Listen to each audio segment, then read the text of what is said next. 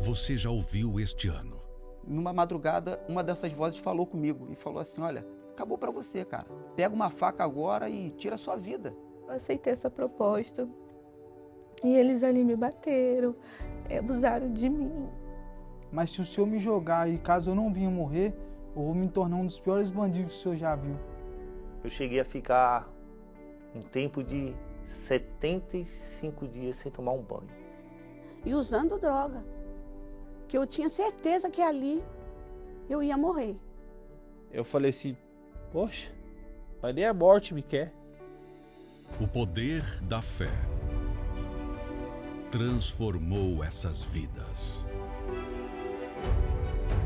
E agora, a resposta do altar chegará até você.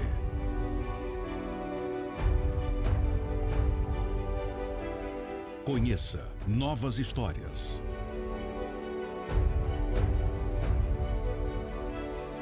Caminhada da Fé. A partir desta terça-feira, 12 de novembro, do Templo de Salomão para todo o Brasil.